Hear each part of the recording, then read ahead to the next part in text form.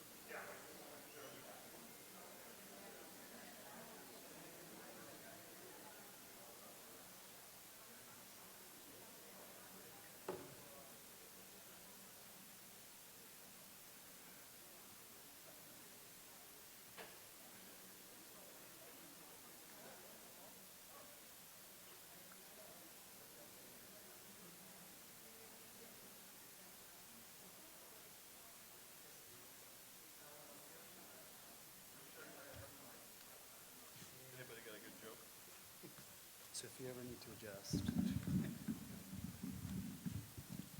see how he did that? Try doing it.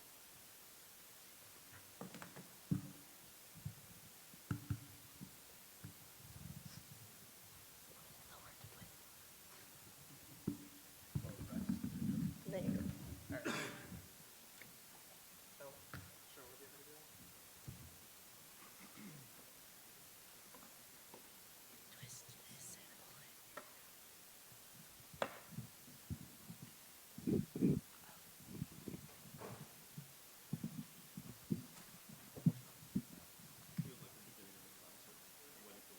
Yeah.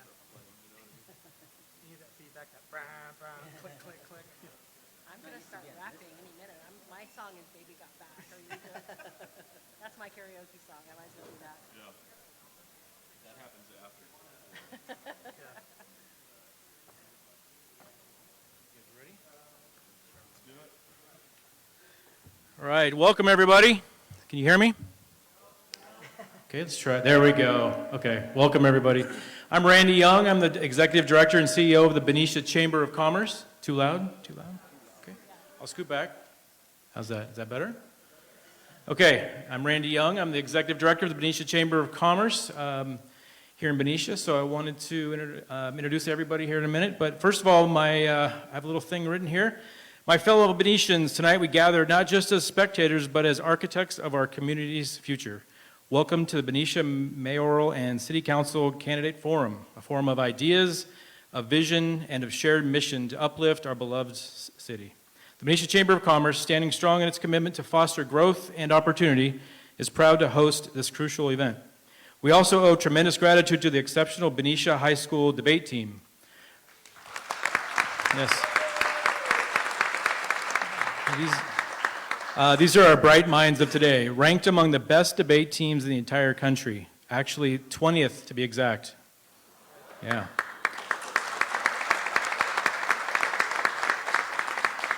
For eight years, these young champions have spoken with courage, thought critically, and dared to reach for greatness. And this greatness is not theirs alone. It's the result of an entire community of business and individuals, of people like you who believe in the promise of our youth and who stand behind them to lift them higher. Make no mistake, your support is vital. The team's tournament fees and expenses can be costly, so please dig deep, contribute what you can, and together we can help keep this team's spirit alive and thriving.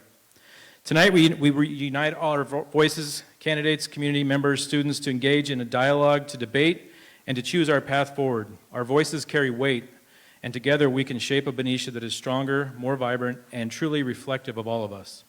Let us begin with pride, with hope, and with determination. So I'd like to introduce Bella and Olivia.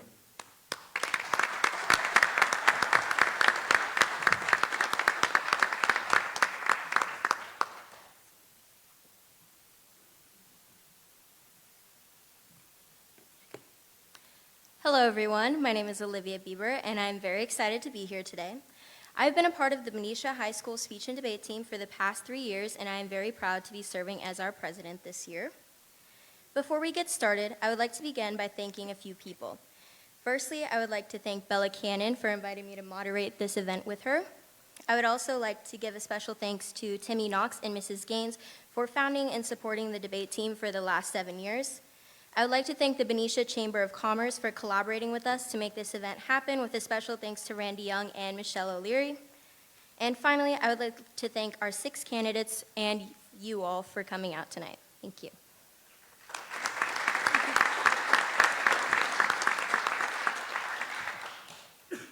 Hello, my name is Bella Cannon, and I am on the varsity debate team here at Benicia High School. I am also the senior class vice president with our associated student body. I will be going over the format for tonight's forum. Each candidate has a 1-minute opening statement, and then we will be moving into our 4 prepared questions. Each candidate will have 2 minutes to respond to each of the questions. We will have one of our students, Daniel Delgado, sitting in the audience, and he will give hand signals for when you have 10 seconds remaining.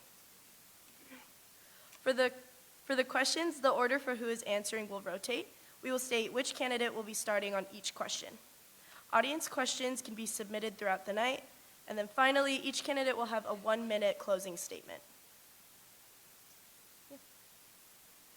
And now, moving on to our first question, we will be starting with Mr. Kirby. Our first question is Measure G asks voters to adopt the city. Oh, I'm so sorry. I'm so sorry. We will be moving into intros, excuse me. There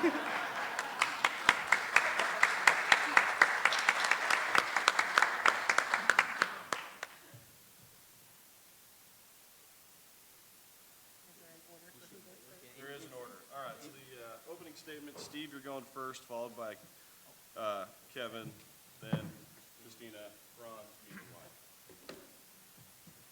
Wyatt. We're going to crush this. Thank you. I'm Steve Young. I'm the current mayor, and I want to, first of all, thank the chamber and the debate team for putting this on. I want to thank and recognize my fellow council members who are here. Out there somewhere in the dark, Vice Mayor Scott, Councilwoman Birdseye, and Trevor all serve on the council currently.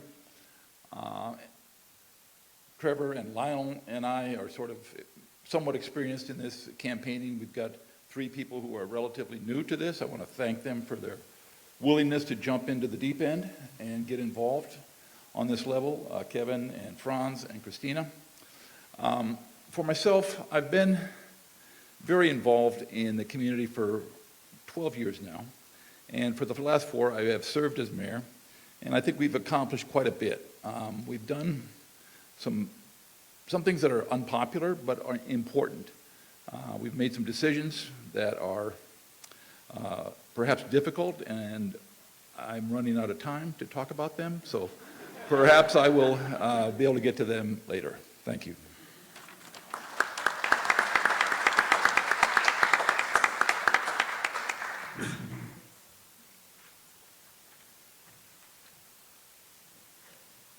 Thank you, Steve.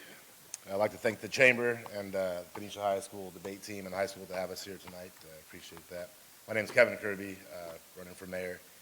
I'm a lifelong Benicia resident, very involved in the town with sports. My wife is the PTA president of Matthew Turner. We're involved with many charities, whether it be golf tournaments, donations, fundraisers, what have you. My wife Heather is the president of PTA with my 2 kids, Rick and Sydney, who are somewhere in here. Maybe I can't see them, but they're 12 and 10. They go to middle school in Matthew Turner. I decided to run for mayor because I feel like there's a lot of opportunities to sustain our town without overtaxation of residents and our small businesses. And I think we need to focus on our public safety, infrastructure, and keeping our downtown thriving as it is.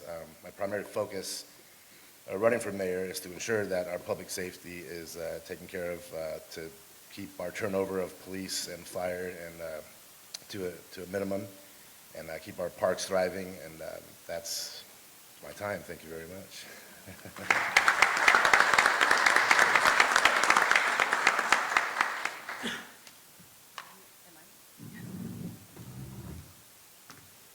This is very tall. Okay, thank you. Thank you for by same with everyone else, thank you for the Chamber of Commerce and the Benicia High School debate team for hosting this. This is an awesome way for the community and our young people to get involved and see the candidates who are going to be representing you for the next 4 years. I am a 30-year veteran in law and finance. I've been around for a long time in those 2 areas of profession. I am the founder of the Benicia LGBTQIA network. I would be a fresh set of eyes on the council. My priorities would be to continue to focus on balancing the budget, focusing on transparency and engaging the community in all of the decisions that come from city council.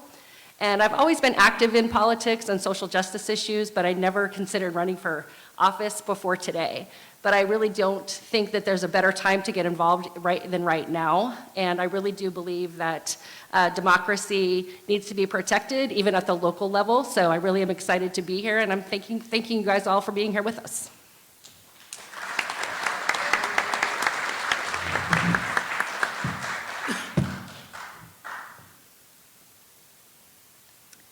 Good evening. My name is Franz Rosenthal, and I'm running for a seat on the City Council. This will be my first foray into Benicia politics. But I love Benicia. I love Benicians. My wife and my family have been here for 6 years now, and we are thrilled and do not want to leave. The reason I thought that I would take a shot at this is because I feel Benicia is a great place to live, and I'd like to keep it like that. I feel, unfortunately, that we're at a crossroads where tough decisions have been made but have to continue to be made. And even though Benicia is not a business, there are revenues and expenses. And here soon, ne'er the twain shall meet. So in order to foster the environment that Benicia is and keep the cultural heritage and the wonderful family-friendly place that it is, we will have to come up with a real-world game plan on how to address this serious issue so that we can keep it a safe place, a place with great schools that will attract quality families, and keep our parks open and just have keep it the wonderful gem that it is. Thank you.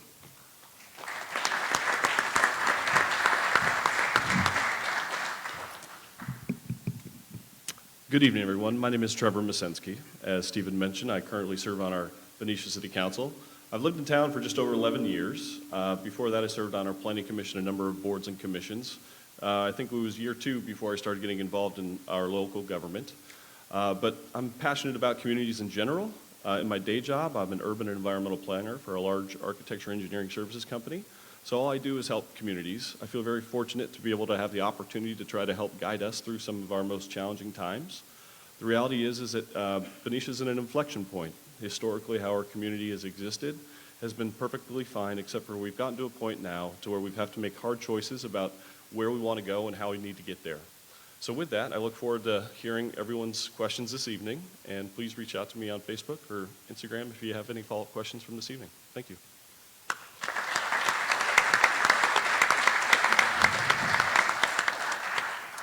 Before I begin, I have a public service announcement. I encourage everyone to tip this debate team on the way out. These kids are winners, they're champs, and they need our support this evening.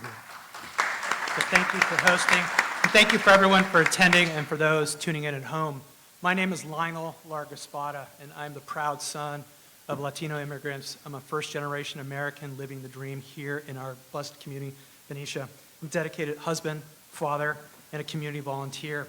I've been proud to call Benicia my home for 19 years. It's where I raised my family. My daughter's in attendance here. Didn't expect that. It's where my family raises their family, and it's where I have served this wonderful community for many years in different roles, including as your Benicia Council member from 2018 to 2022. My experience includes serving as the past chair of the Economic Development Board, and currently I'm a board member of the Benicia Chamber, Benicia Main Street, and the Benicia Community Council. I believe in a vision of a thriving Benicia, one that prioritizes long-term fiscal responsibility, community support, and accessible government. I'm here as the candidate with the most experience to guide our city through its prosperous future.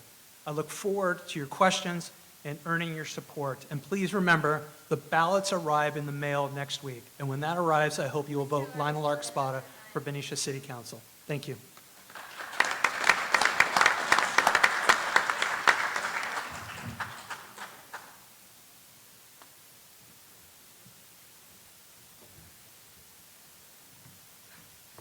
All right, hello again. Now it is time for question one officially. All right. Our first question, we will be starting with Mr. Kirby. Our first question is Measure G asks voters to adopt the City of Benicia Charter, which would give the city authority granted to other charter cities under the state constitution, including the ability to levy a real property transfer tax such as Measure H. Do you support Measures G and H? Additionally, how would you balance Benicia's budget?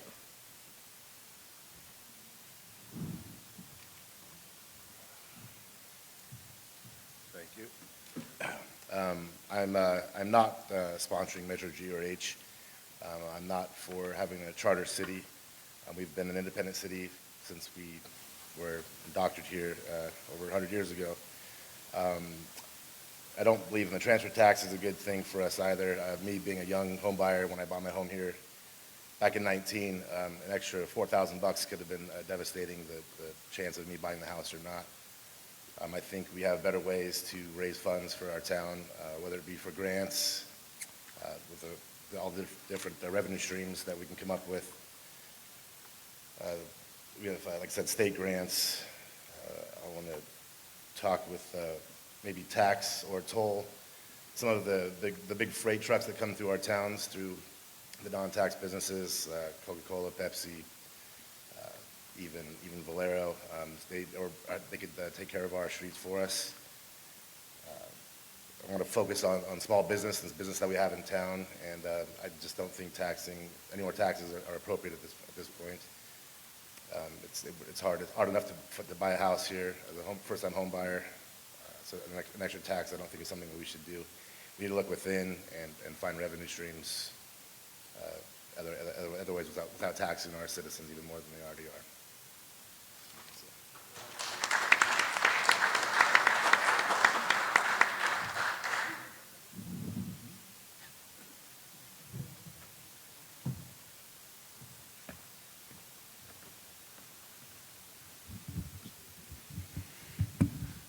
So I am supporting Measures G and H.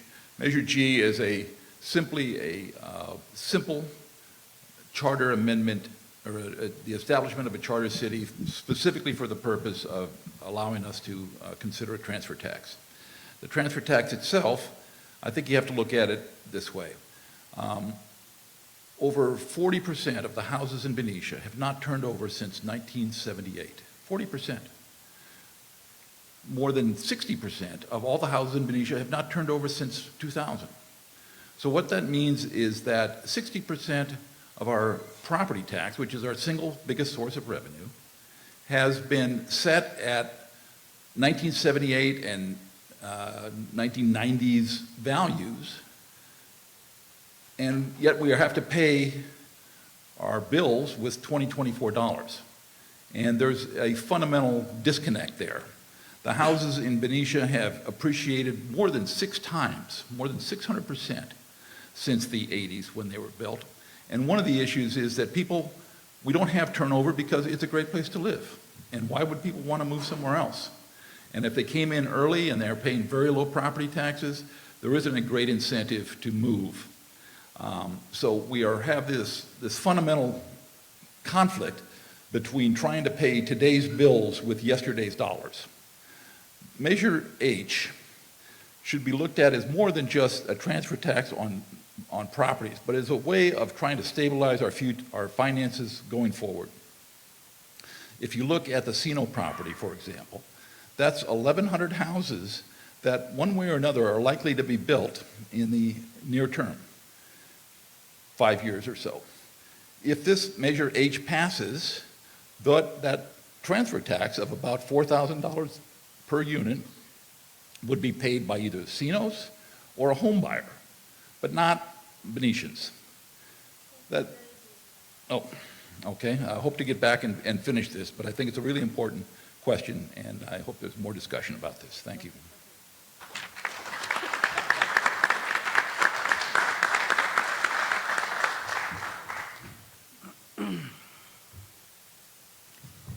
So I do support these measures.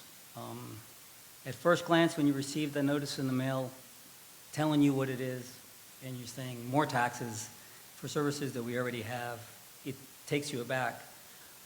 But when you look at, we've all had a chance to sit down with the city manager, who I found very engaging and very well. He has a very well laid out plan, and this is only part of a long plan to be able to wrest us out of this whole this financial hole that we find ourselves in. And personally, when we look at the numbers of the deficit, I'm alarmed, because I feel like we could be on a ship that is not sunk, but as soon as we hit that iceberg, all of a sudden it can change from one day to the next.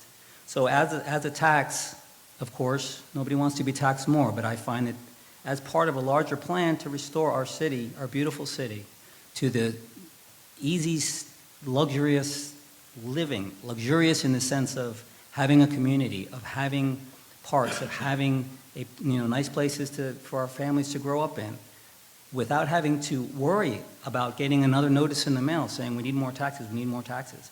So as part of that plan, I agree with those taxes and I support them. However, it needs to be balanced. As I said, there's expenses and revenues, and we need to take a hard look at how we're going to increase our revenue in order to balance our budget in the future. It's not enough to just continue saying we're going to tax and tax and tax and tax, especially when we need to do a better job of rolling out these taxes and let the public understand that it's part of a larger plan and what we can expect in the future for it, along with our plan for true hard revenue growth, which we really have to have a focused plan on how we're going to attract the businesses that are going to provide the revenue for the city. Thank you.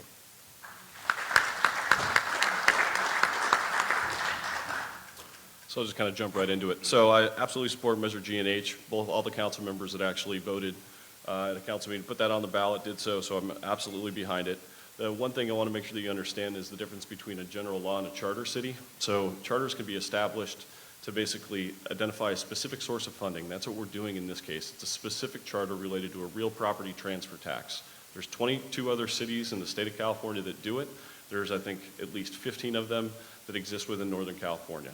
So it is a mechanism which we can heavily utilize to generate funds to try to help continue to provide the services that we've become accustomed to. Jumping into the budget and our services. Our community has 28 parks. The city of Lafayette has 4. We got addicted to the idea of having luxurious services in our community without having the dedicated revenue streams to actually account for and pay for them. Unlike newer communities, and people bring this up all the time, like San Ramon or Danville, well, how do they do it? They have a population growth. Our population is basically flatlined over the last 30 years. Because of that, our primary source of income, which is our property taxes, has basically flatlined. So you have an equation in which you have operating service costs continue to decrease over time, with population and property tax basically staying flat. So in the world of municipal government and finance planning, we actually are about 25% off our retail sales tax dollars generation. Ideally, we need more retail dollars that actually come into our community. Downtown's amazing. It doesn't necessarily move the financial needle when it comes to generating retail sales tax dollars, so we need more retail and we need more homes. To get more retail, you need to have more homes to attract those tenants to actually be within our community. We have the land to do it. As Steve had mentioned, there's a number of projects that are coming in the pipeline that we want to be well positioned for to allow us to exercise our ability to capture revenue from them, such as the transfer tax. So I'm happy to answer any questions that you guys have specifically related to that, but that's my time.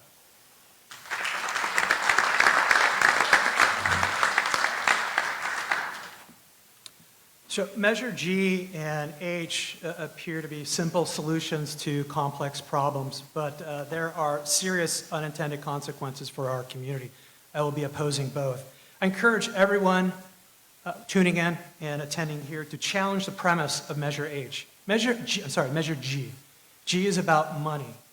It's about your house and your money. And I encourage everyone to question what H is about and the consequences that come with.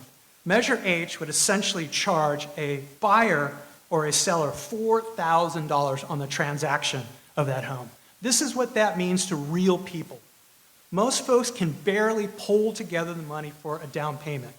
When they buy that house, they're looking forward to whatever they have left to put into changing the carpet, redoing the bathroom, landscaping, and so forth. Imagine you're a first-time buyer, and a couple months later, you get a letter from the city of Benicia saying, welcome, here's your tax for $4,000. The flip side of that is for the seller. And in most cases, it's been discussed, it'll be seniors. Now, seniors are counting on the equity that they have earned in their home to go towards retirement, health care, travel to visit their grandkids, and so forth. That is the exit tax here in Benicia. Picture the scenario where you sell your home and you get a letter from Benicia saying, thank you for leaving, you owe us $4,000. Folks, taxes are not the solution to our challenges here in our community. We have to focus on fiscal discipline and work on more realistic long-term solutions. So again, I encourage everyone to challenge the premise of Measure G. It's about your money, your home. You've earned it. You should keep as much as you can get out of it. And then for Measure H, we need to be aware of those consequences. It is a welcome tax on new residents and is an exit tax on those who spent their money and their time in this community. Thank you.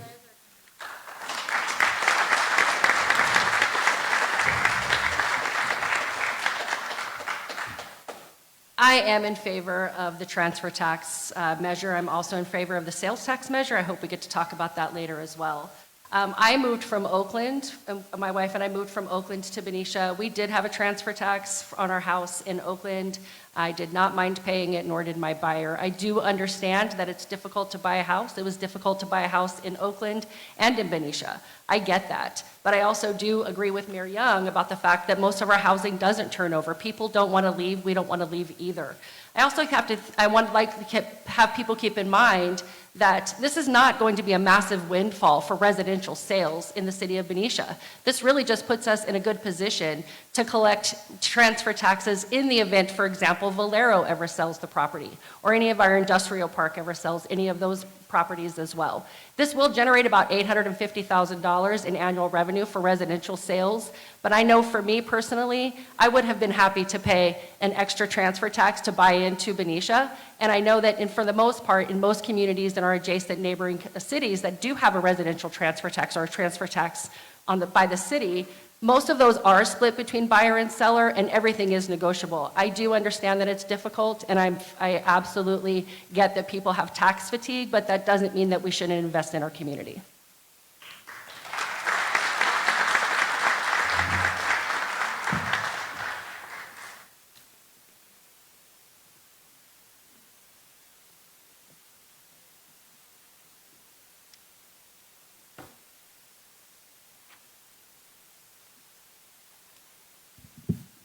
Okay, so moving into our second question, beginning with Mr. Young.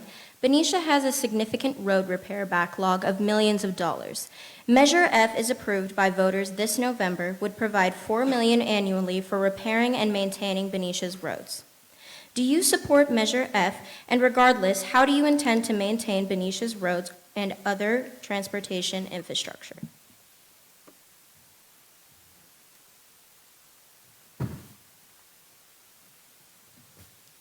I do support Measure F. Measure F was put on the ballot, not by the city council, but by a citizen-led initiative that collected over more than 2,000 signatures.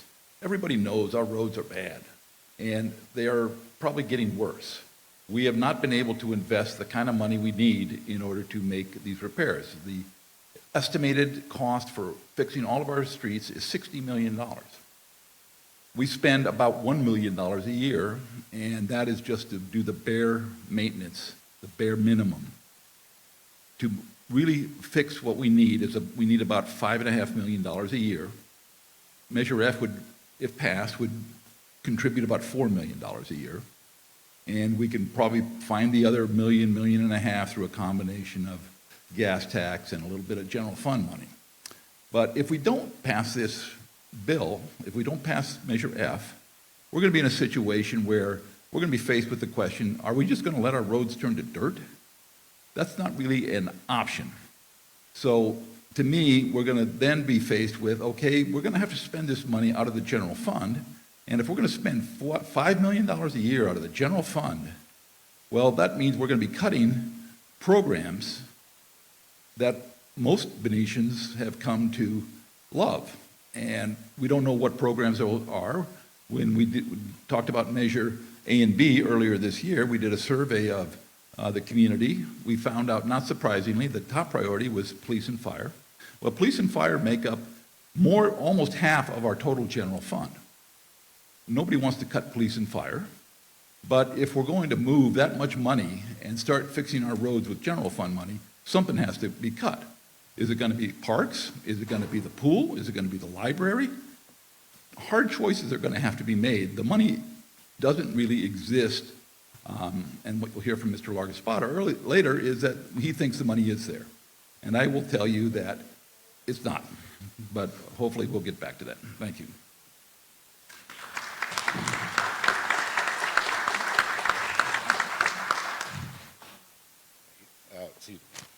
I'm also a proponent of Measure F. We do need our roads fixed, and that's one way to do it, and it is a city and citizen-ran campaign. We also have Measure C that passed 7 years ago, and we've received about $45 million from that to date. So I think some of that money should be found and allocated towards the roads as well. And along with the gas tax, we get almost $1 million. I think it's $800,000 a year from the state. And I've been looking, and there's other general funds, and not general funds, but other state grants for these roads. Since we are next to state waters, since we have a port, industrial park, we're a main hub for freight, there are grants out there that will help fund our streets as well. So I do agree to vote yes on Measure F.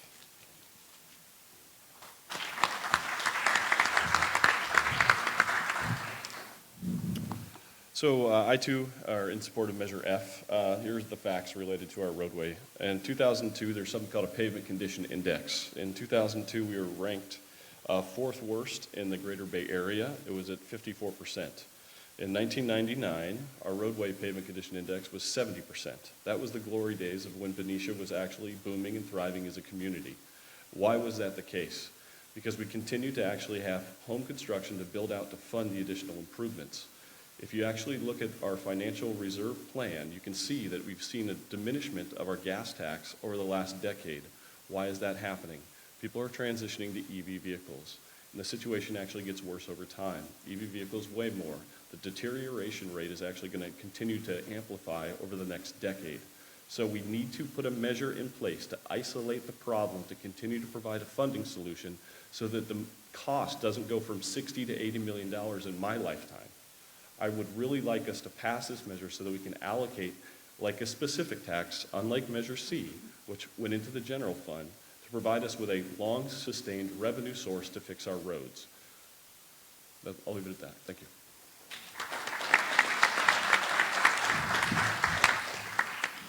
Mayor, thank you for the introduction.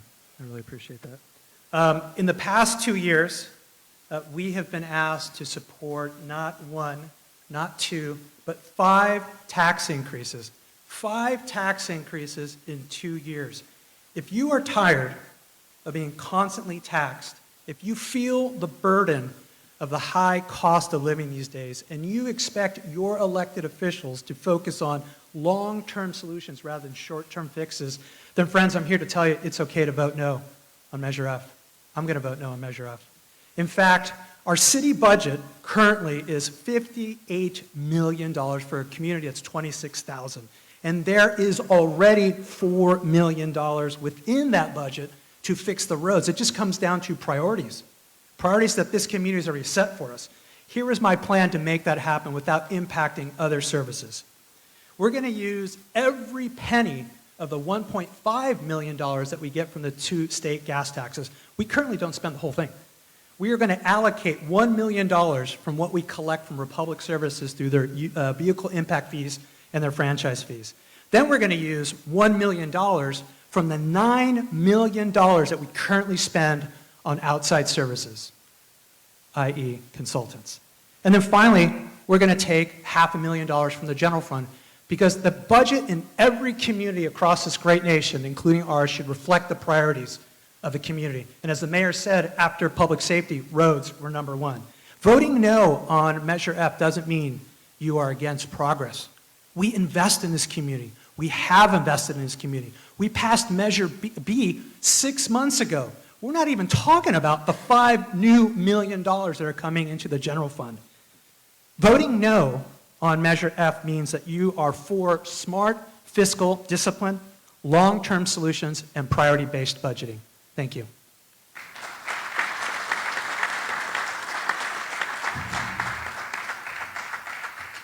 I'm not going to spend a lot of time talking about the statistics and how bad the roads are, but I do want to talk about the sales taxes. Our neighboring communities, most of which have a much higher sales tax than we do. Our current sales tax is 9.125, which just went into effect yesterday. If this measure is approved, which I do support, it'll go to 9.625. Concord has a tax rate of 9.75. Alameda is 10.75. Hayward is 10.75. Martinez and Pinole are both 9.75. Sonoma is 10%. Santa Rosa is 9.75%. What I'm trying to get across is that this does not put us in a position where people are not going to dine here or shop here or anything like that. They're welcome to go across the bridge and pay a $7 bridge toll to go have dinner in Concord if they're trying to avoid the extra sales tax in Benicia. But what I'd like to say is that if you go out to dinner at Bella Sienna and your dinner's $80, your current sales tax would be $7.30. After this tax measure is approved, and I hope that it will be, your tax is going to be $7.70. I'm willing to spend the 40 cents to stay in Benicia and have dinner here rather than going across the bridge and having dinner in Pinole or in Concord or in Martinez, in any of those places. So I don't think that approving this tax measure is going to prevent people from staying here and shopping and dining here. I really do actually think that it will have an impact on roads, and specifically this measure is dedicated to roads. It can't be used for anything else, and there is a citizen advisory committee that will manage that and monitor that. So I am absolutely in favor of this tax measure.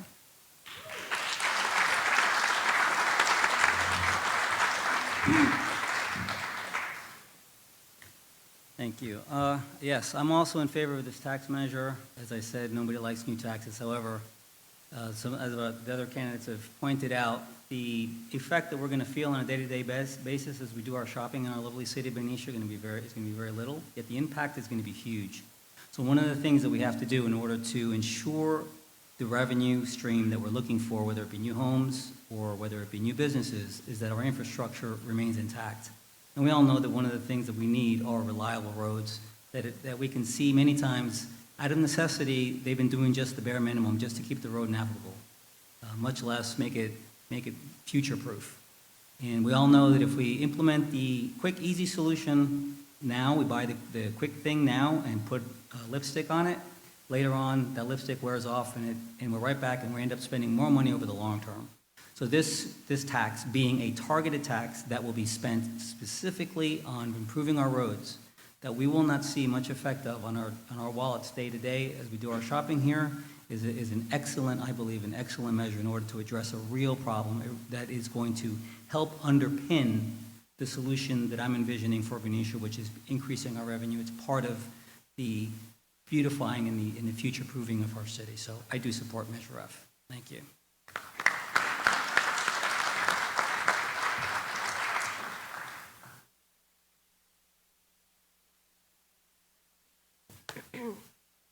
Okay, now moving on to question 3, which will start with Mr. Kirby.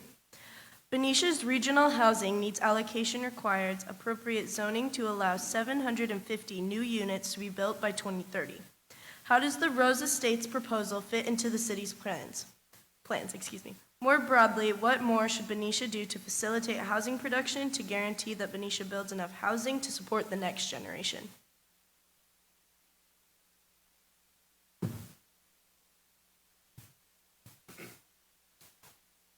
I don't know what power we have to control the Cino property up at Rose. I'm not for expansion at all. I want to keep our town small. If it does move along, I'd like to make sure that they do it with class and keeps our city the way we like it, keep historic landmarks intact. Make sure that they would pay for roads, new school perhaps, parks, all the infrastructure needed for that. I'm open-minded about this housing project, but I don't want to overgrow our town, like I said. As far as new housing, I know we have a lot of Airbnbs and vacant houses and corporate buying out houses up for Waters End, for example. I'd like to keep single-family homes only sold to single families, and that's something that a city has control over. I think that'd be one way to control that. I know there's other projects out there that I can't speak too much of, like the Jefferson Ridge. So there are more housing projects in the mix in our future, which will be good. It'll give us affordable housing, but I think as of now, we have enough, and if it was up to me, I would not like to expand anymore.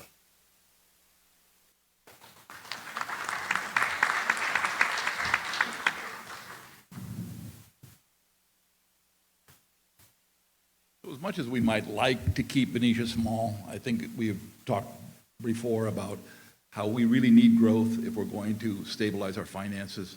The Rose Estates project, the Cino property, is a situation where the state has passed a number of laws to make cities like Benicia, who have been slow to approve housing, and we've only approved 25 houses in the last 10 years. It makes cities like Benicia force us to zone to allow for more housing.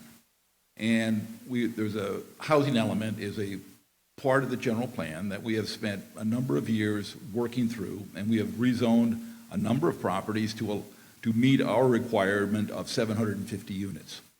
The Rose Estates actually is not part of that 750 units because the state has said it's too far out, it's too ambiguous in terms of when it might get built. We're not going to let you count that.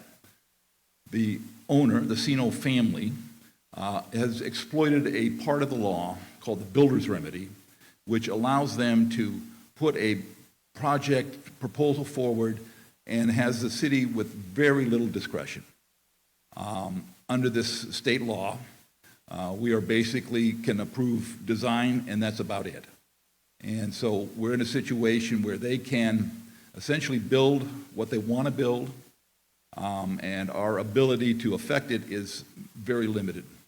So if, under those circumstances, if that property is going to be developed, we need to be in a situation with a transfer tax where we're going to collect $4 million on those houses, which will dwarf the $800,000 that people are worried about on the individual sale of houses. Not to mention, as Christina talked about earlier, the possible sale of Valero, which would generate, at a value of $2 billion, which is sort of what it's valued at right now, would generate a tax payment to the city of $16 million. That's real money. $16 million at Valero, $4 million out of Casino. That is way more than the concern about $880,000 out of all the possible sales in single-family houses. Thank you.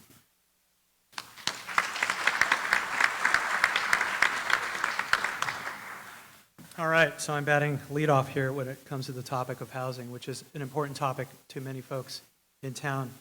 When it comes to housing, we need to make sure that any future development is sustainable, but more importantly, fits in with the Benicia that we know and love. It must be congruent, as I like to say, with our history and our heritage. We can't just build to build stakes or for sake, or because we're worried what Sacramento may or may not do to us. This is still our community. New housing, wherever it may be, must enhance this community and reflect who we are as Benicians. But that said, we do need to get better at sitting down at the table with potential developers in the very near future. Historically, these conversations in our community have started with a flat no. And as a result, we've ended up with this problematic legislation such as SB 35 and the builder's remedy. If we don't work together, we risk losing our voice when it comes to making our own decisions about development. If elected, I would spend the next 4 years working on 4 matters, 4 initiatives, if you will. 1, to find developers and provide incentives to add more affordable units to their projects. Locally or currently, what we can and should continue to do is streamline the process for ADUs in current properties. We also need to invite developers and encourage them to invest in mixed income development, housing for teachers, city workers, police officers, and so forth. And then finally, at the end of the day, there's just so much real estate in town. The reality is everyone who would want to stay in town probably can't because there just isn't enough room. So I think we should also focus on a regional approach where the goal would be to work with other cities in Solano County, and the mission would be to help Solano residents stay in Solano County. Thank you.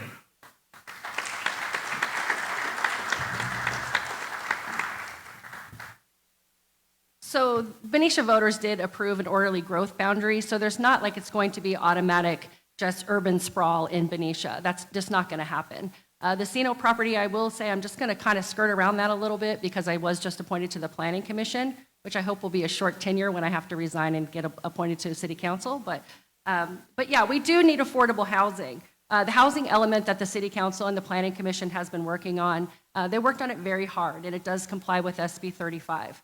What I'd like to focus on for housing is condensed housing and affordable housing.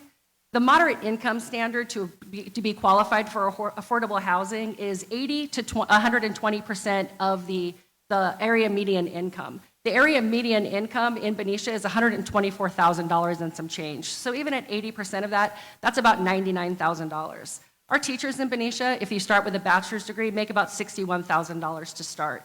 If you have a master's, you'll make about $75,000. That puts them at 49% of the area median income. That would put them at the very low income to qualify for affordable housing.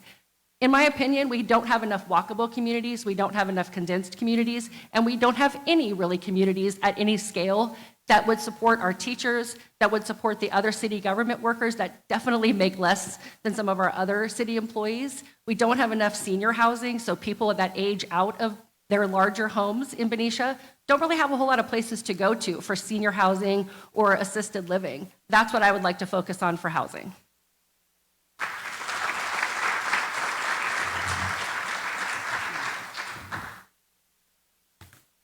So housing is a very important topic here in our city. As we've already heard, it is a way to support the growth that we needed in the future in order to generate the revenue that we need. I believe that this growth needs to come through rezoning, as already been mentioned, because from what I understand, there's not a lot of room to build in Benicia. And so what we do have to build, we need to be very careful in how we build it. And we need to understand that when we build something, we're also inputting infrastructure, which is creating further expense. So there is the revenue that's generated by selling the home and so forth, but there is an underlying expense, which I think in the past has contributed to getting us to where we are, where there were plans approved and great projects put in with no thought or not enough thought on how to keep it maintained in the future, and that's costing us dearly now. So while we do need to meet this mandate, we need to be very careful how we implement it. And I think that affordable housing is a very good way to meet this, to attract new families, to attract new blood into the city, and have in order for them to be able to enjoy the wonderful place that Benicia is, and to support it with a forward-looking plan, ensuring that we have enough support for the infrastructure that is needed to support this new housing. Thank you.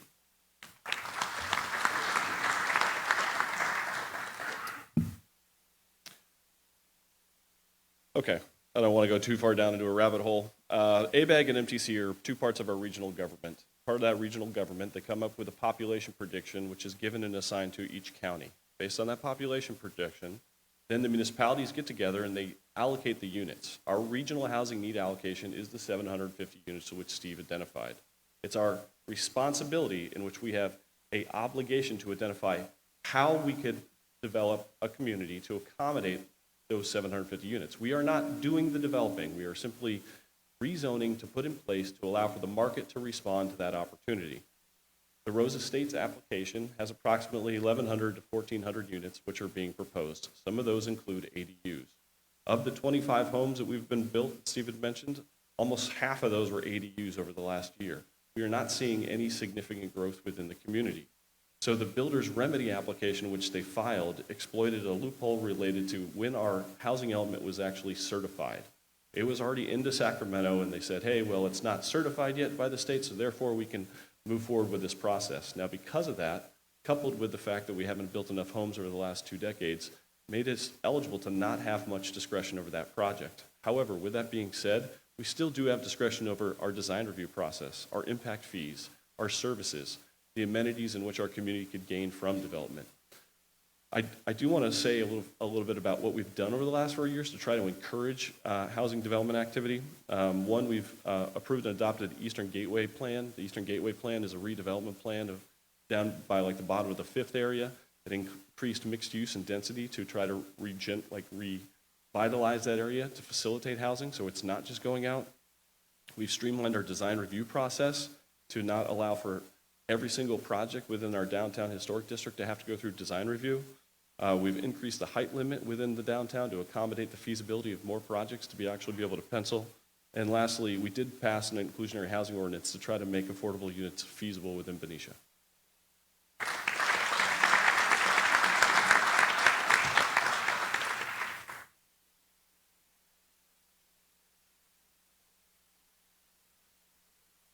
Okay, before moving into our final question, I would like to say that if any audience members have a question for one of our candidates, there are postcards that were handed out, and you can write down your question on one of those. And Timmy, wave.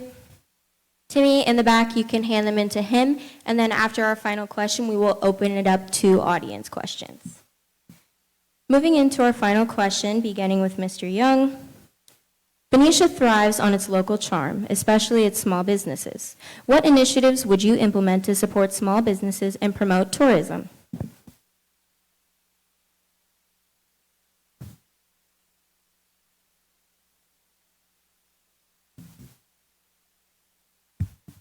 It's a great question.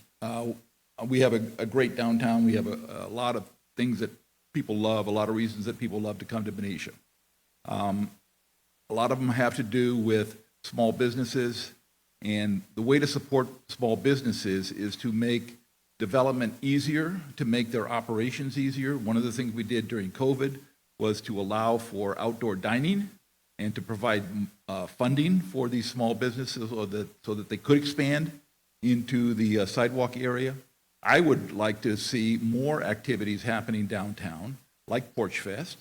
I would like to have once a month, perhaps, close Lower First Street, like we do with the farmers market, and bring in food trucks and bring in music.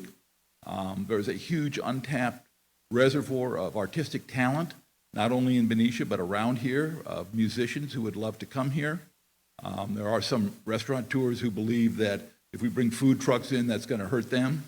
The reality is, when you bring food trucks, you bring more people. When you bring more people, everybody benefits.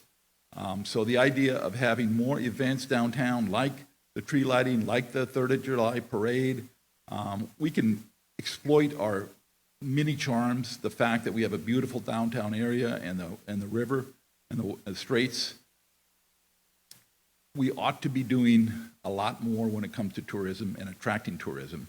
I don't know that we're doing enough, and part of that has to do with improving our tourism outreach to other communities and other markets.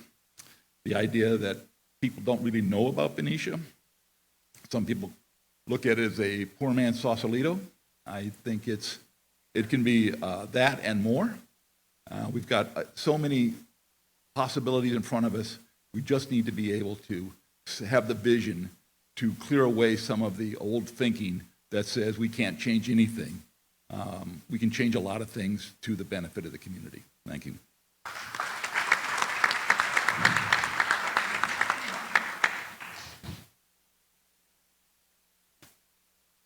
Downtown is one of my main focuses. I think we are doing a really good job right now with the chamber events and all the other events that we are doing. Porch Fest was a big hit. We're doing a lot of tournaments with our local sports teams. That's bringing a lot of revenue in. We had 3 tournaments last couple weekends that brought in over 12 teams from different cities for 2 different days, and everyone was just raving about our small community and going out to dinner and enjoying our restaurants. I'd like to look into more vertical growth, the parking lot on E, I believe, with the potential of that being like a rooftop-style restaurant, bar, parking, and a hotel, which would also get some of that transient tax that we passed. That would help bring money into the city. I know we all talked about, we like to streamline the permit process to avoid any more dilapidated, empty, vacant buildings on First Street. I know it's a two-way street with the owners of the buildings and us, but I'd like to do everything in our power to make sure that we entice business, whether it be a tax enticement. Eventually, we'd like to see the Tannery building be some kind of Oxbow market. Bella Sienna, One House Bakery, those are our 2 biggest tax revenues downtown, if not the city, I believe, besides Valero. And we'd like to see more of that. We have one of the best cities in the world to me. Like you said, like Steve said, a mini Sausalito, which is so true. We have a marina that I'd like to see more emphasis on that. If possible, I'd like to discuss that more with the council to buy out the marina. I know you got to spend money to make money sometimes. We just have, the beautiful geography that we have there, one of the best in the world. If we could buy that marina, there's tons of grants out there. I've been studying on that too. They'll pay for the breakwater, they'll pay for the ramps, they'll pay for the docks.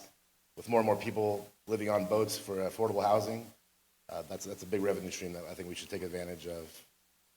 Thank you very much.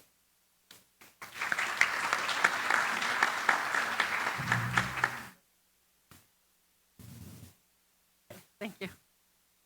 So yeah, First Street is the crown jewel of Benicia. When my wife and I moved here a few years ago, we accidentally stumbled on a house here in Benicia, and we looked at it. We promptly got outbid by about $100,000, but we went down First Street and we fell in love. This is the modern-day Mayberry, and we love it. And we came back and saw all the lights up on First Street, and we absolutely fell in love. So we 100% focused our housing search on Benicia after that first kind of accidental experience. But I do think, again, First Street is the crown jewel, and it's where a lot of our focus on revenue is spoken about, but it only generates about 7% of our sales tax revenue.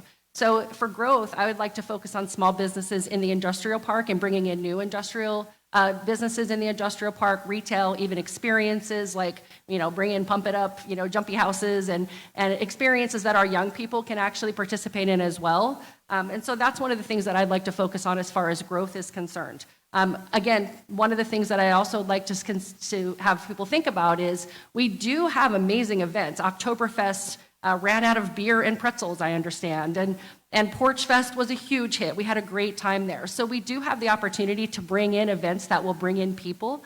But in my opinion, we need to focus on things that will bring in people for more than an afternoon. We need people to come and stay a few days. It's great that people come in from our adjacent cities and have dinner and spend a few hours here, but we need them to stay a few days. We need to be a destination, and we need to focus on our waterfront to do that.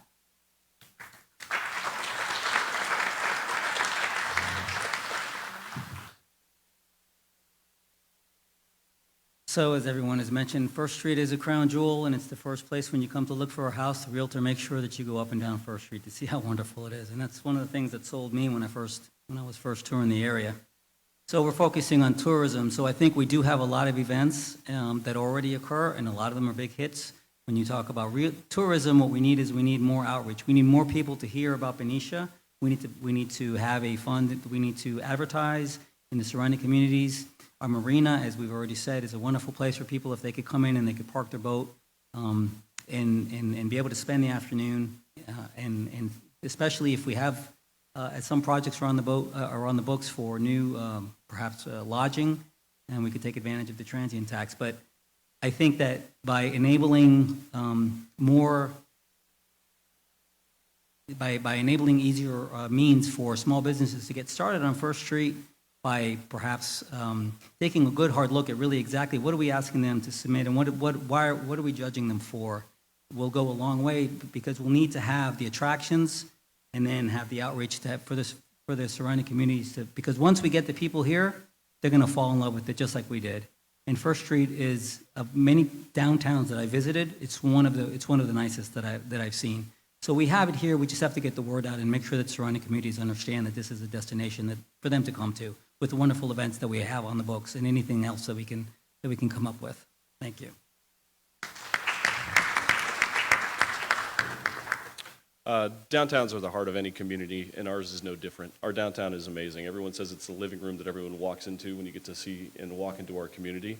Downtown Benicia has been the center point of our existing council's kind of revitalization campaign. If you remember in 2020 when COVID was happening, we took swift action and actually tried to initiate three programs to try to save our businesses. There was a partnership of a grant program in which we gave funds to local businesses to make sure they could keep their doors open and serving the community.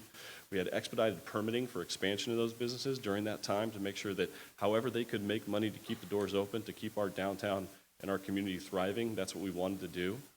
Steve had mentioned our parklet and our outdoor dining ordinance. We facilitated a grant program which allowed our existing small businesses to actually apply for it and actually have a deferred payment program so that they could build those amazing amenities so that they can become a fabric of the community. The last thing I'd also say about we have a grant business permit offset program. So if you're an existing business within our community and you want to relocate, if you have enough employees, we will actually forego some of your fees so that you can pay them over time, so it's not such a hard cost for you to try to expand your existing business within our community.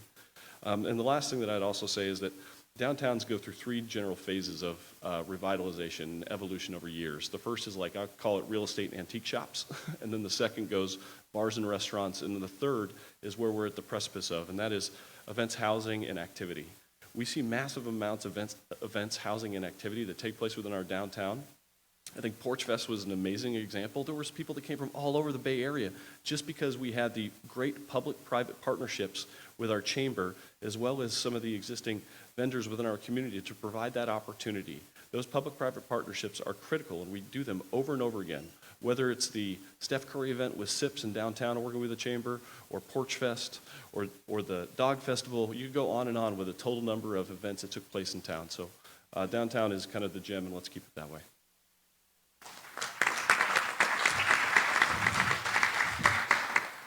I'm a blessed person for a bunch of reasons, and one is I work for a company that is based here in Benicia. I'm also privileged to serve as a board member of the Benicia Chamber of Commerce, and I talk to business owners literally on a daily basis. And for too long, I've heard it is too hard and too expensive to work with the city of Benicia, and that will change if I'm elected to council. Because the facts are that small businesses are the backbone of our local economy, and we need to make it easier for them to thrive, expand, innovate, and so forth. If elected, I will work to streamline the permitting process and take a closer look at fees, making it more straightforward and more affordable for a business to expand. We need to encourage entrepreneurship. That is the key to a vibrant economy. We also need to focus on cutting red tape, as I just alluded to. We need to look at the fees that we're charging for permits and licenses, and we need to give our local businesses the much-needed break, guidance, and expertise that they need to expand and to help the ones that are looking to open up and get off the ground here in Benicia. And I want to extend this support to the nonprofits and other groups in town, such as the Benicia Community Foundation, Main Street, Benicia Magazines, folks who have brought these wonderful large-scale events to our community. We need to do a better job of helping them, supporting them, and expanding those opportunities. Because these large-scale events brought tons of people. More people mean more business. More business means more money, and that is money that goes into the general fund. And so by making what are very simple changes, adjustments, by focusing on the businesses, helping them to be better at what they are, and they are entrepreneurs, we can create a better business-friendly community that benefits everyone. Thank you.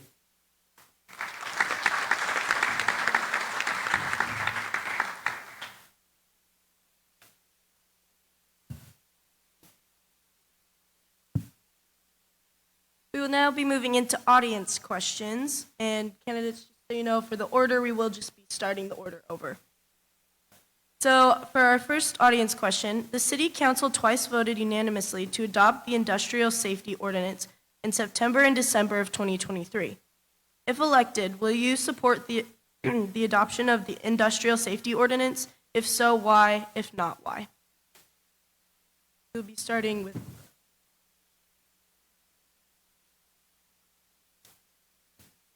It's a good question. As an asthmatic, recent cancer survivor, and someone who lives in close proximity to the refinery, I do fully endorse that we watch that Valero does everything they can to be safe as far as health standards and regulations. I also believe that they are doing everything they can to work in the safest environments possible. I know a lot of people personally that work there or have families here, and the last thing they want to do is be unsafe. They police themselves during their last leak that they found. And like I said, they spend a lot of money trying to do everything they can to be safe and a good neighbor for our community. I can't speak too much on the ISO. I've talked to Valero. I've heard some of the proponents for ISO, and I don't believe there's currently a legally standing proposition that they have at the main point right now. We can't see Valero go away, though. We need to be a better partner and a better neighbor with them. We don't know. I called it before, excuse me. Sorry. So anyways, we can't lose Valero. They're our biggest revenue as far as tax. They're a great partner for us. They've donated millions of dollars to our cities, schools, sports teams. So as far as to answer the question of the ISO, I think there's better ways to go about it, and until I get more information on it, I can't speak any more of the specific ISO.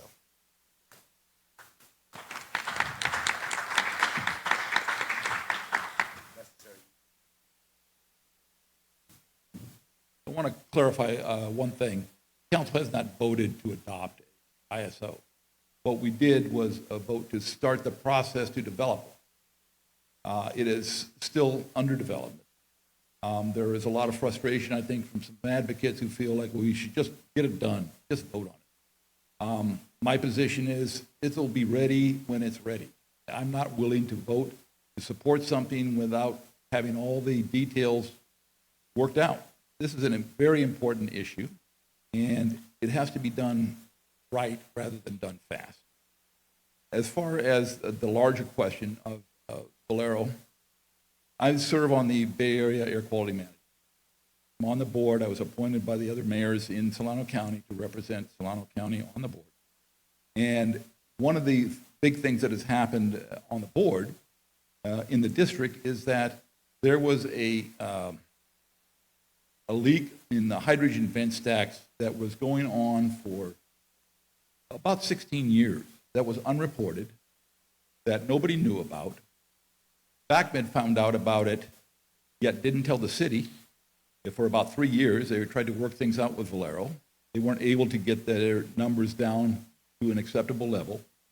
So at that point, they told the city, and we were like, this is the first time we're hearing about this.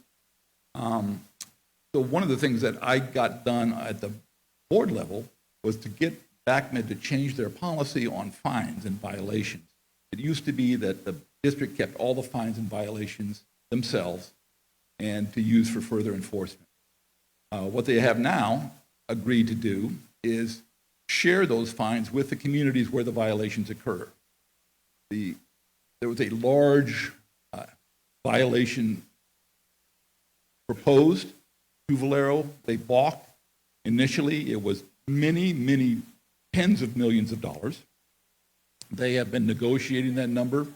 I think we're close to that. The result is that with this change that I was able to get through the BACMed board, half of those dollars that in a fine, whatever it turns out to be, and it'll be over $10 million, will come back to the city to spend on air emissions projects. And I think that is very significant for our community. Thank you.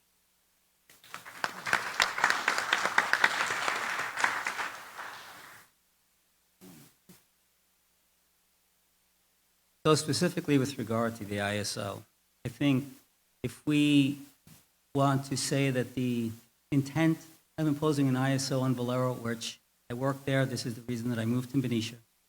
I no longer work there, not because I don't like them or because I felt that they were doing harm. I don't work there anymore because I was advancing my career for my family so that I could stay, but I still live in Benicia, and I will still live in Benicia as long as I can. But I think that if we look at the goal of really what we want to be safer.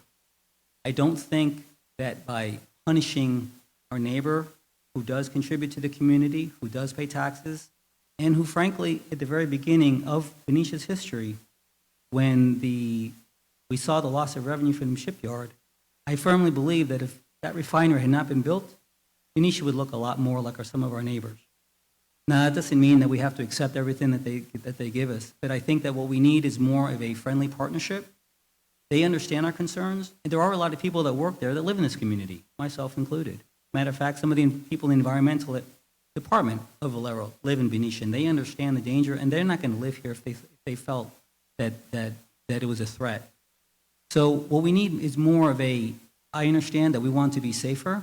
I feel that this bill does not accomplish it because we do not have the expertise to audit nor impose fines, nor do we have the deep pockets that Valero has in order to fight anything that we try to impose on them. That is why I oppose the ISO in practicality. In principle, do we want to be safer? Yes. Would we like some more communication from them? Would we like more notice? That is something that we can work with them. And you'll say we've been working with them, but we've also been holding this threat of ISO over them, and it frankly is not the way to get a good neighbor to behave as a good neighbor. Thank you.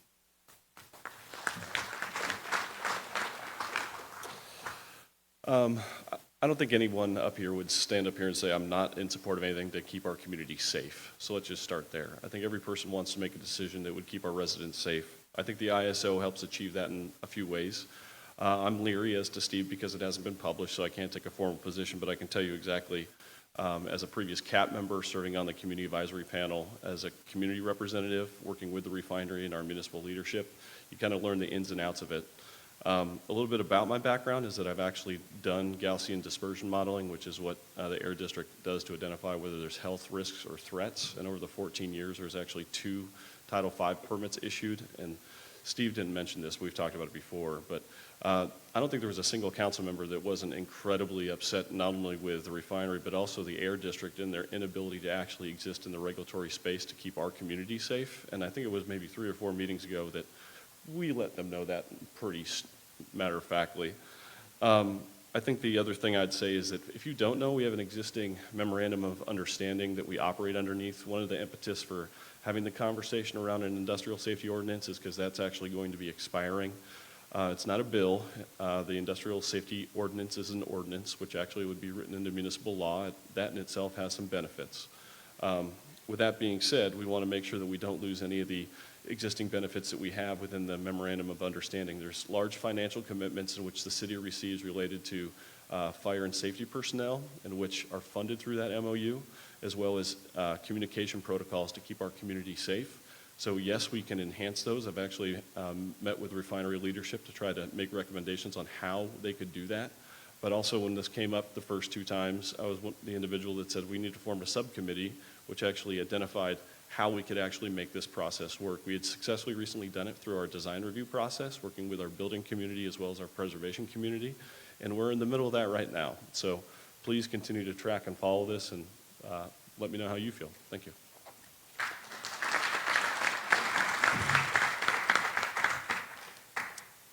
Maintaining public safety and environmental standards are crucial. It is the #1 priority of any elected body in this great nation. It is personally important to me because I live here with my family. My family lives here. And companies operating in Benicia, including Valero, must be accountable to our community. To the primary question, the answer is yes. I support using industrial safety ordinances to regulate public safety and public health.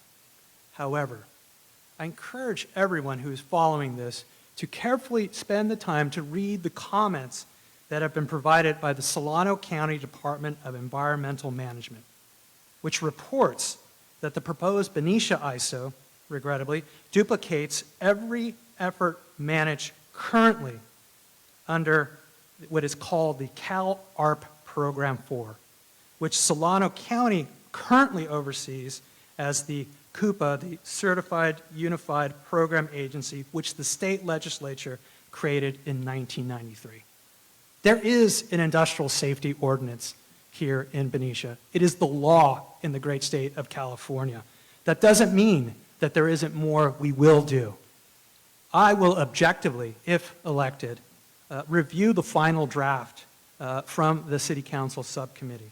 And I will support any new rules that separate themselves from the duplication of efforts, and also that we can legally enforce ourselves. Furthermore, there are two things we can do right now, with or without an ISO, that I would support. One, as Franz mentioned, we will continue and should continue to expand our communication efforts with the refineries. We can get better at the alert system. And the other thing that the state does grant authority to cities for is to charge for the cost of public service responses. So if a fire truck has to go out there, a police car has to go out there in response to an event, we can charge that for that, and I would support that as well. Thank you.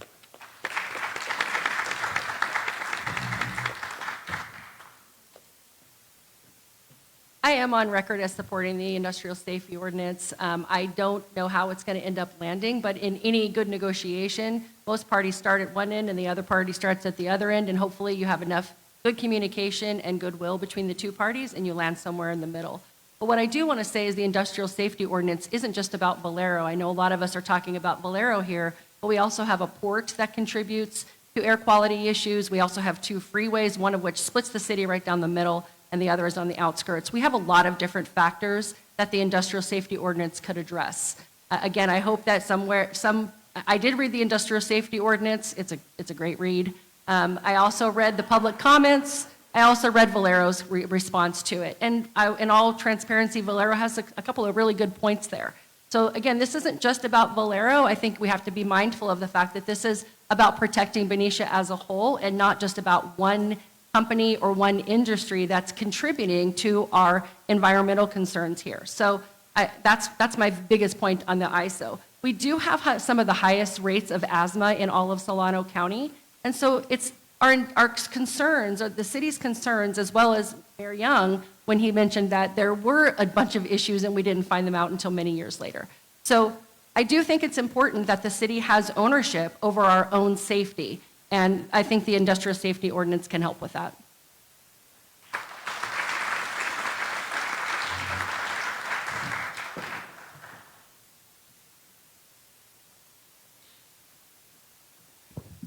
Again, really quickly, if you have a question that you would like to ask one of our candidates, please write it down and then raise your hand, and someone will come and collect it for you. If we don't get to it tonight, it will get to the candidates and they can answer it for you. Please write legibly, though. Now, moving into our second question, what is a current issue that Benicia faces that is less talked about, and how would you take steps to address this underrepresented issue?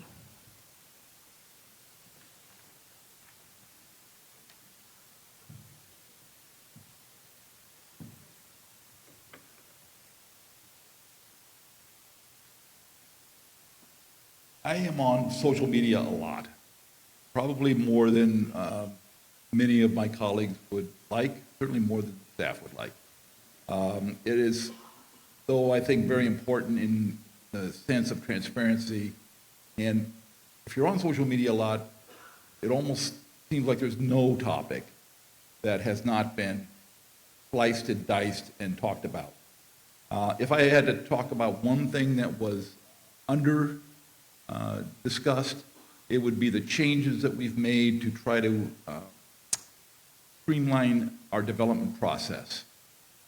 One of the things that we did, it used to be in the housing, in the Heritage District of the old part of town and downtown, there was the Housing Preservation Review Commission, Heritage Preservation Review Commission, that had to rule on any kind of development activity affecting any property on the exterior. And it was a very arduous, expensive, time-consuming process, and it put people through all kinds of unnecessary changes. It made them go to additional hearings, additional fees for things that really, in my mind, had no reason to, these were not recognized historic houses. This just happened to live on West K Street, and you were in the district. But if you wanted to change out the windows in your house, you would not be allowed to do so without going through this process. I thought that was overkill, and we went and we changed that process so that only historic properties would be subject to this kind of excessive regulation. It's sort of, I have a feeling, you know, one of the things that I sort of go through is let's stop doing stupid stuff. And there's a lot of stupid stuff we do. And so I think that's one example. That's one example of a stupid requirement that we have changed. Thank you.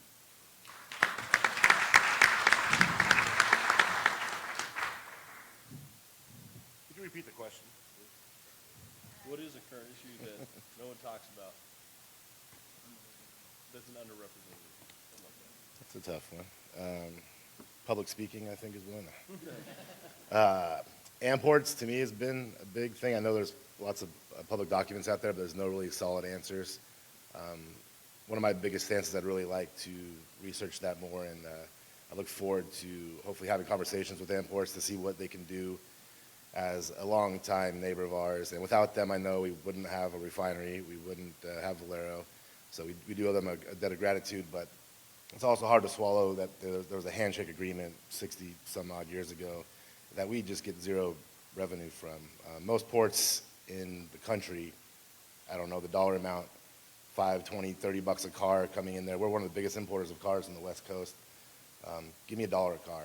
I mean, that's, I think we get 10 million bucks, 10 million cars a year. So I'd like to just have a more crystal clear view of what our plan is, because I know if we don't start to take over the port down there, we can lose that to the state, and we get even more zero revenue. So I guess that I'd like to more transparency about what we're doing as a plan to talk with imports, and I'm very interested in that, and would be happy to get more information and answer more questions, hopefully that I can attain to.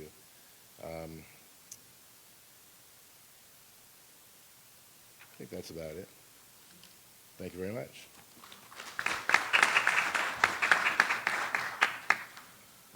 Okay, I'm going to talk about our crappy parks. We currently underfund about $20 million a year of our park system, and that's not necessarily just maintenance, that's improvements as well. What you may or may not know is that we have 5 existing landscaping lighting districts within our community. If you were to try to build the same community again today in those landscaping and lighting districts, you'd have something called an escalation factor. That basically accounts for the increase of service cost over time. Water's End has one, and it has an escalator that was actually built into it. We have none in our community. So basically the rate in which was established at the time, and when I would say 70% of the community was built in Southampton, is still the amount of escalator for our landscaping and lighting district that we have. What does that fund? Landscaping and lighting districts fund our center medians. They fund our parks. They fund our shared spaces. They fund our lights. They fund all those community assets and trash cans that we have within our community that are falling apart. So what you don't know, or what we haven't talked a lot about, is that we're going to have a citywide landscaping and lighting district established to try to identify, again, the same premise, identifying a problem, identifying a dedicated revenue stream to solve it, and then implementing that execution. A citywide landscaping and lighting district would help improve and fund our park and shared facilities. And it's one thing that we're going to be looking at in this next term. So whether it's me or anybody else, get ready to be prepared to talk about it. The other thing that I think is incredibly important that we really don't hear a lot about is the partnership with our school district. So we partner pretty extensively with our school district to try to pull off some amazing projects. If you didn't know, they passed a recent bond measure. That bond measure has the ability to make a significant impact on our community, not only in the schools, but their facilities, and those facilities that get utilized by our kids and our sports programs. So please pay attention not only to the city council meetings, but our school district board meetings, because it's going to be incredibly important as things go through over time. Thank you.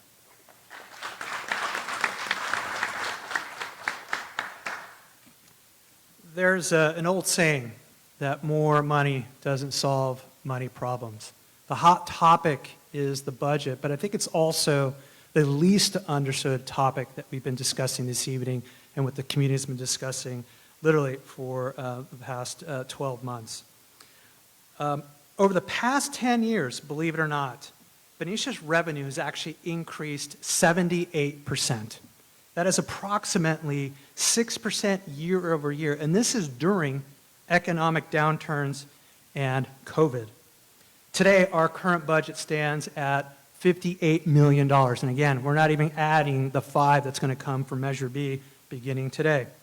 After covering our employee costs, we will always take care of our employees first, we are left with $19 million to allocate to services that you have prioritized, the residents. But here's the issue. Right now, $9 million out of that $19 million, almost half, is going to something called outside services.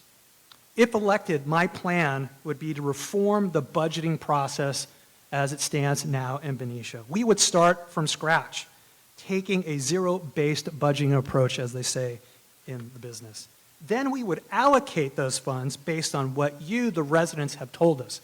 When the city was out selling measures A and B, many of you participated, and we now know what those priorities are. We are going to shift our spending to where it truly counts: our roads, our parks, our library, and so forth. This means less on consultants and more things that directly affect the people here in Benicia. It's the little things that make our lives a little better, and that's the focus. Thank you.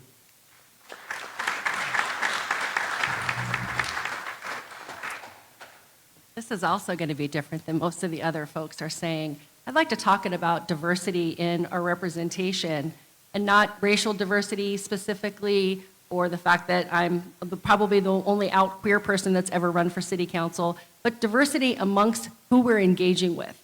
We do expect people to come to city council at 6 p.m. on a Tuesday to meet our city leaders. Mayor Young has done a great job of making sure that he's available for office hours. The city manager has recently started fluctuating what times he's meeting with folks at Luca's and coffee with the city manager, et cetera. But what are we doing to engage people? Recently, as you know, I've been on pretty much every forum for, I don't sleep at night preparing for these forums. But my point is that when I look into the crowds, I'm not seeing diversity amongst who we're engaging with for the political conversations and about our budget.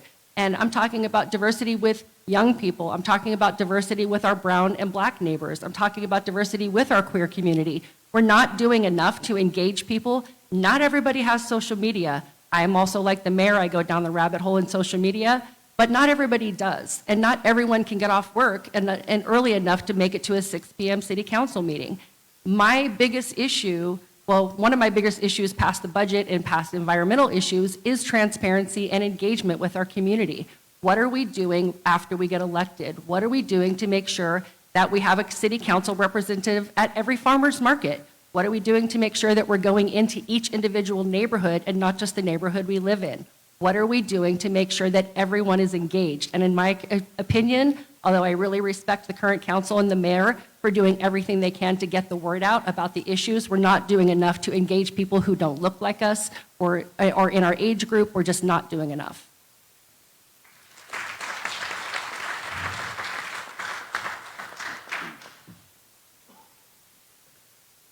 But what is the most talked about and what is the least talked about? It's the budget deficit. And I think that it's such an important topic that we can hardly look past it because any of our initiatives are going to matter if the city does not correct itself. Because we're going to go on a downward spiral that we will never be able to pull out of. However, one topic where I think we could generate a bit of revenue is, and we've already touched this earlier, is in our permitting process. If you've ever requested a permit for your home, for your business, you know the arduous, long task that we've made it, and I know that we've made strides toward easing the burden of requiring permits, but we haven't gone far enough because we really need to understand what it is that we're trying to accomplish with our permits. We want to keep the city looking the way it is. We want to make sure that people are safe in it. However, the process is taking so long and costs so much money that frankly, a lot of people are bypassing it, and we're getting zero revenue from it. So we want to have that permitting process streamlined, an easy way that people can understand, people can get their permits, and I'm talking businesses as well as residential, in an easy-to-understand manner, paying a reasonable fee. I think our revenue from permitting, in this sense, will increase without put less burden on employees and less burden on our residents. Thank you.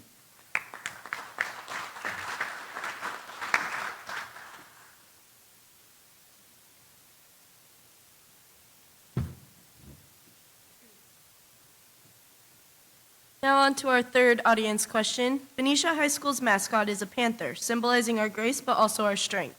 If your campaign had a mascot, what would it be and why?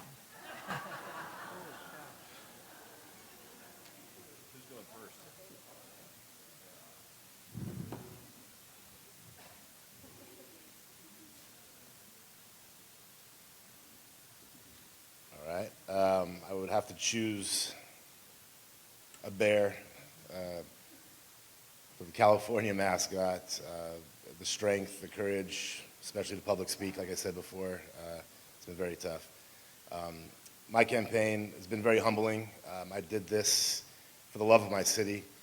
I did it for the love of my family, my friends, citizens, everybody. And it's been a bear to burden, I would say that. I appreciate the feedback from people. I appreciate the rhetoric, the back and forth, the Facebook stress, everything that comes with it. And you just got to keep your shoulders peeled back and keep going and keep in mind what you're doing this for and who you're doing and why you're doing it. And that was a tough question, but I think I got it. All right, thank you.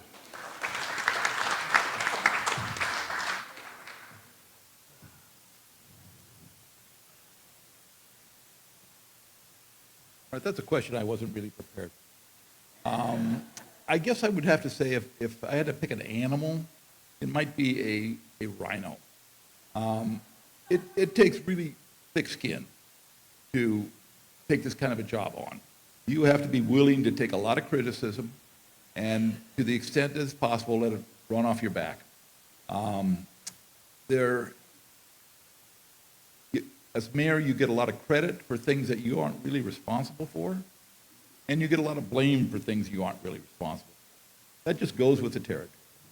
You are the figurehead. You are the person that people look to when things are good or when things are bad. And I think in my case, we are running a campaign that is promoting these tax measures. Never a popular thing to do. It probably will cost me votes.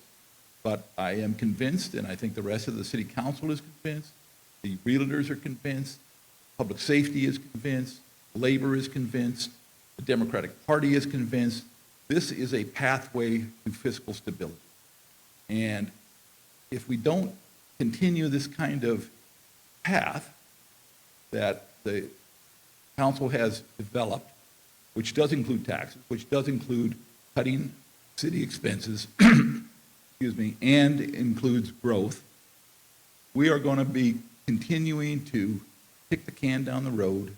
We're not going to make the kind of tough decisions that have to be made, and we're not going to be able to really bring Benicia into the future and stabilize it the way it deserves. Thank you.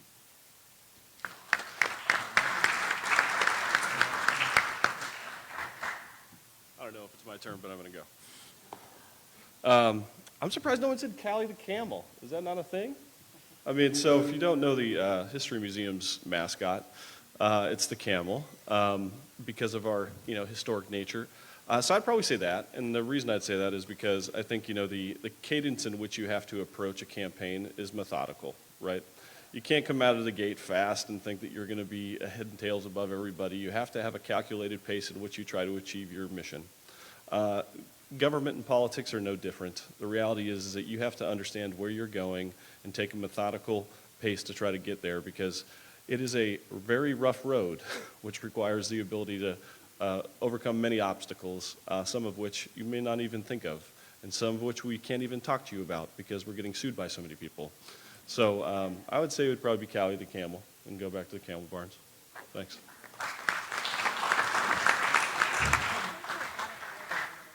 What's that? You want to go first? Hey. This is my absolute favorite question of the night, just so you know. I'm going to start. I have two, and I'm going to take my 1 minute to just talk about both of them. The first one is definitely a boxer. I volunteer for West Coast Boxer Rescue. Boxers are absolutely the most ridiculous, happy, sloppy, slobberish, but loyal to the bone dogs ever. We're a little bit messy. I identify with that, especially as a first foray into public service and public speaking and so forth. I'm a little bit messy, but my heart's in the right place. And my heart is in the right place for Benicia. The second one is a Rottweiler, because don't mess with me.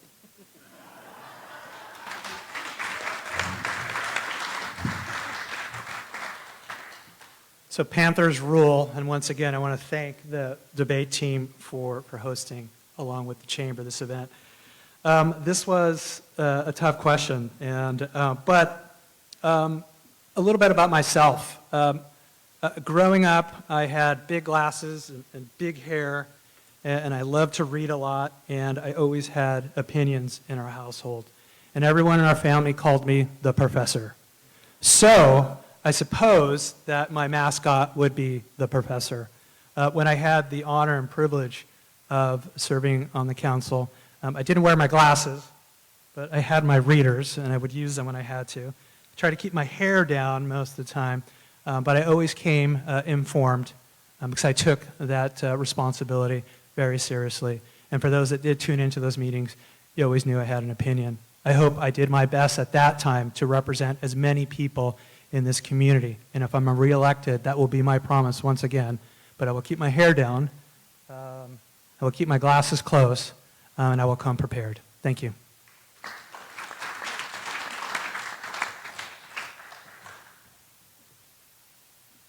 So I apologize for going out of order. I think that was a bit my fault. I think that, unfortunately, now I wish I had gone first because I would have chosen a dog as well, maybe not particularly a boxer, because of their determination, and they never give up. They don't get that bone, they don't get that ball, but boy, they're still going to keep trying and trying and trying. And people ask me, why did you want to go into city council? That this is probably going to be the most hated city council in the history of Benicia, because we're going to have to take a lot of tough decisions, but it's going to take a lot of strength, and it's going to take a lot of determination, just like those dogs. They keep trying and trying and trying, because when you love something the way dogs love us, they will do anything to earn your trust and to secure your safety. And I think that's incumbent on us in the city council. That's what we have to do. And even though up here, if I were to be elected, I wouldn't make anybody happy on everything. So somebody would always be mad at me, just as someone's always mad at our current sitting people and our mayor. But those are the decisions that need to be done, and you do it out of love. You do it out of love for your city, and you do it out of love for your fellow man. Because even if they disagree with you, they're still your neighbors. They're still the people that we live with. And so you like the dog, you have to keep trying and trying and trying. You have to earn their love and trust. Support. Thank you.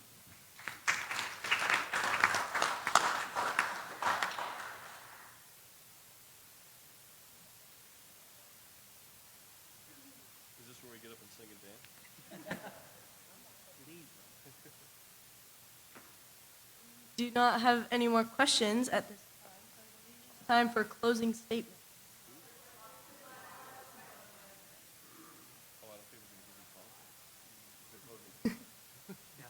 I do not have any of the questions.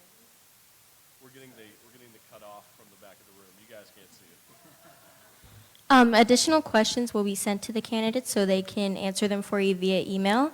Right now, we're going to begin with our closing statements, in which each candidate will be given 1 minute to give a closing remark. Please make a donation to our team. It would be greatly appreciated. You can do so at the front.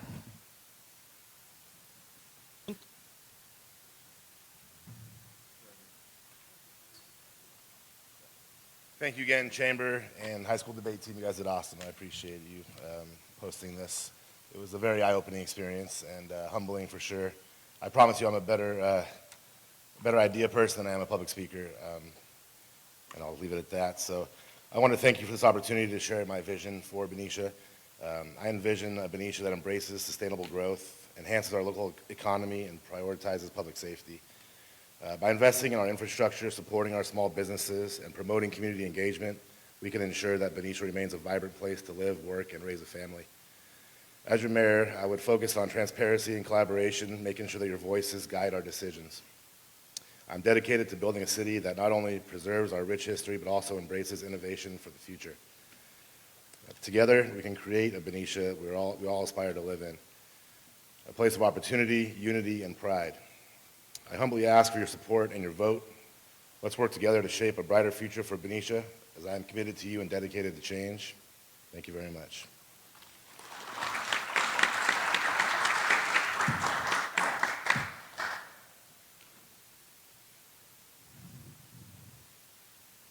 So I want to thank Kevin particularly for jumping in at the last minute. It was looking like I was not going to have an opponent. It would have been nice to sort of cruise.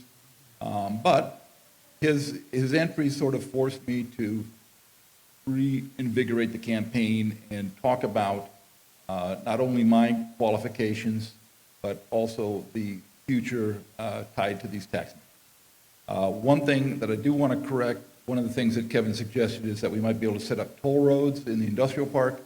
It's not legal for cities to run. It simply is not something we can do.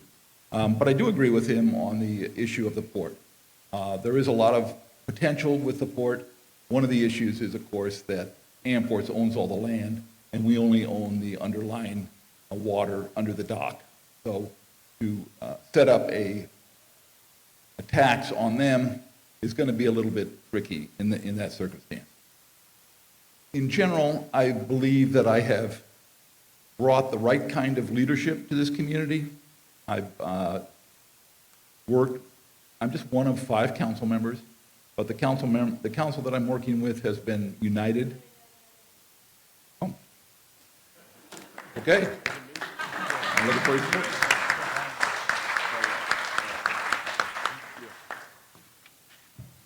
It's been a great evening, a lot of fun. I hope you enjoyed it as much as I did. We've discussed a lot this evening. We've talked a lot about our challenges, roads, budget, growth, and so forth. But friends, I'm optimistic about Benicia's future, and I hope you are as well. We are a tough town. We are an inclusive town, and we are a resilient town. I'm bullish on our future. You know, with 19 years as a resident, past service on your Benicia City Council, and my deep involvement in this community, I have the experience and dedication to tackle these issues, but more importantly, set the path for a brighter future for the next generation of Benicians. As I mentioned earlier, I'm committed to fiscal responsibility, ensuring accessible and proactive government, support for our small businesses, and promoting balanced housing solutions along with public safety and public health. I'm running for the voters who want a council member who cares about what you have to say, who will be accessible to you, and will follow through on your requests. Thank you, and please vote Lionel Argaspada for Benicia City Council.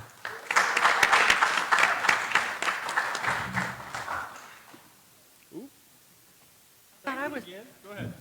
It says closing. Oh, yeah. Oh, go for it. Okay. Yeah, we're a little confused up here. Definitely vote for all of us. We're all confused.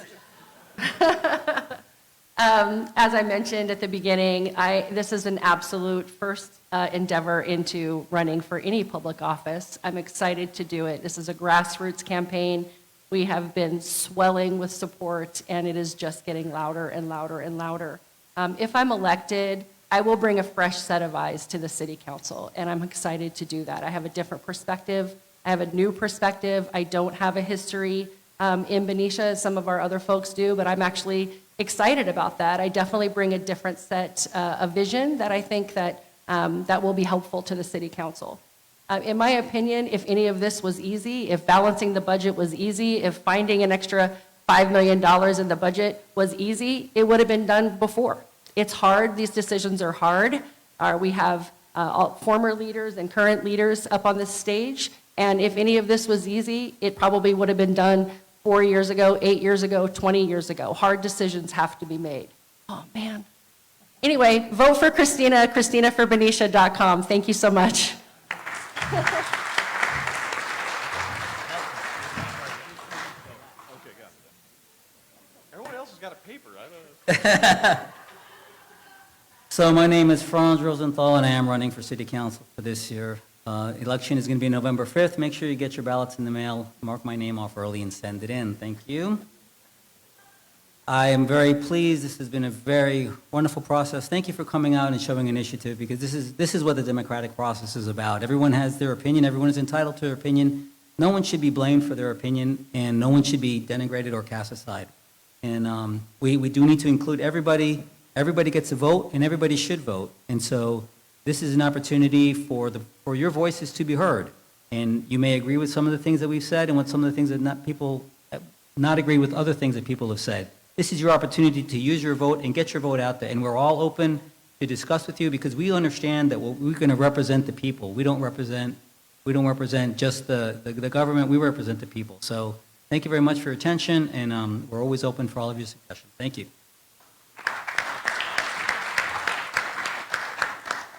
So I'll just start by saying thank you all for coming out here this evening. I wish we had this turnout at our council meetings. I encourage you to come hang out with us on Tuesdays. The seats aren't as comfortable, by the way. But I also want to thank everybody for participating and putting your name in the hat to run, because I think there isn't a single member of this community that does this with ill intention. They do it because they want to help the community. So, my campaign is more about more than just policies and recommendations. It's about making sure that we preserve those unique characteristics which make Benicia such a magical place. It's about making sure that we provide an opportunity for everyone to be successful in Benicia and to thrive and create an accepting place where somebody wants to raise a family or live their life to their last day. Benicia is an amazing community in which can service and provide for amazing opportunities for anybody in which they want to make it here. So I would just say, if you believe in Benicia and you believe in a bright future that we have, then believe in my voice on the City Council. If you'd like to learn more, visit trevormack.com. Thank you.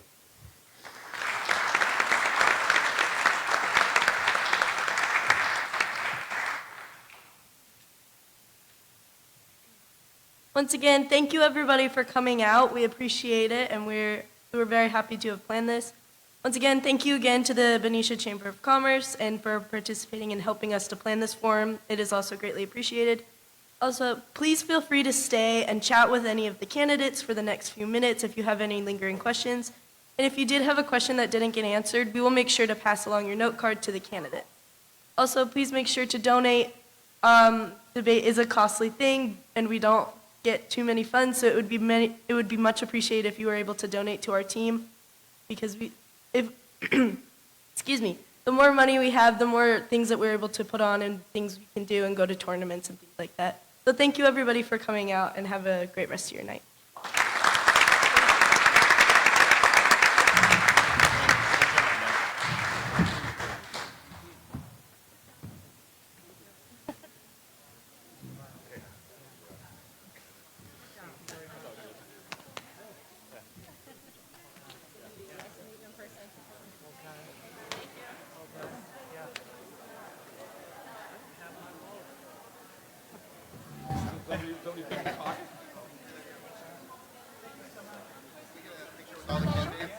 Sure. Where do we want to stand?